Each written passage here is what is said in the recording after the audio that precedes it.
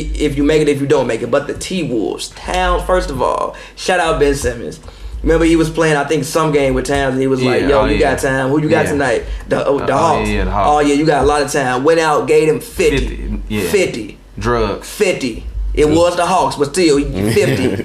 50. Yeah, they were playing Fortnite, I think. Well, no, they weren't playing Fortnite. I think they were playing like H1Z1 or one of the game. Carter's a gamer. What do you think about all these NBA players now getting into Fortnite and doing stuff like that? Man, do you like esports?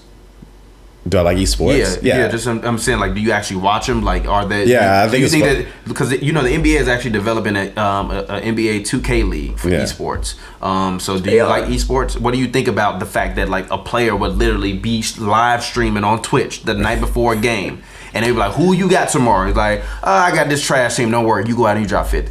That's straight disrespect on the low. Like, bro, it ain't nothing they can do about it. Nothing they can do about it. like, look, if you watch the game, they was competing. It wasn't like they was letting them do this. Yeah. They was fouling them hard, knocking them on the floor. It did not matter. Yeah. Dang. 50.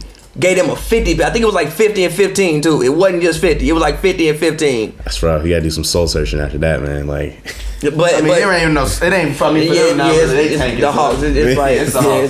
Still though, but you can't just take no ass whipping like that. But I mean, just even with that, like you said, I feel like Towns got overshadowed a lot this year. I think got overshadowed by Embiid with what AD was doing. That's because he's only playing one side of the ball. Yeah. But look, he has a chance right now to finish the season strong. He's still, I think, doing something.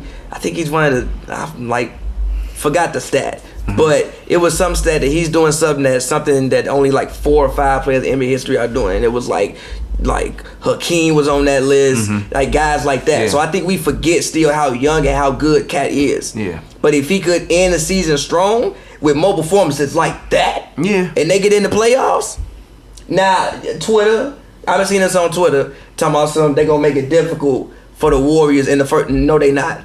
If Jimmy come back, that man gotta bust him in this. No, it don't matter. What he finna do this series is over in 5. 4. 5. I don't think they sweep them.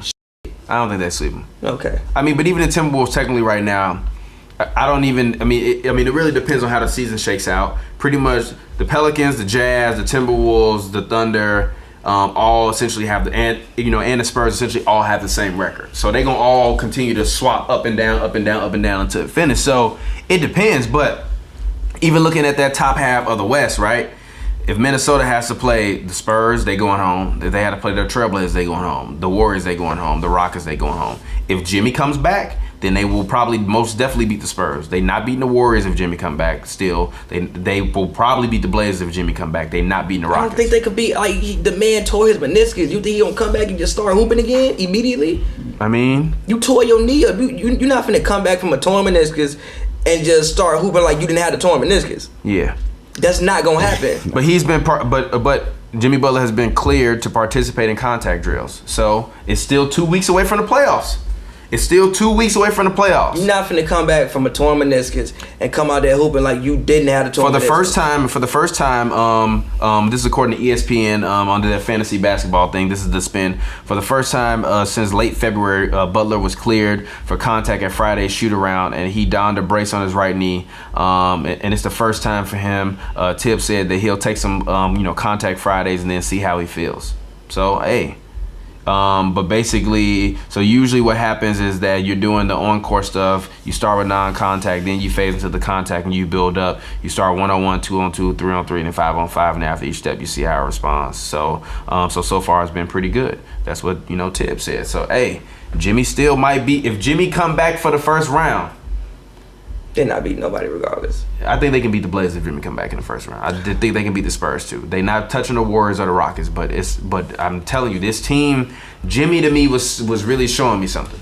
And he was. And yes, I know it was a torn meniscus, but I don't think that knowing Jimmy will go out there and play if he didn't feel confident in his ability to go out there and play. And I think Jimmy knows after what happened last year in the playoffs, regardless of Rondo going down, he has to show up. So, I mean, it kind of is what it is. But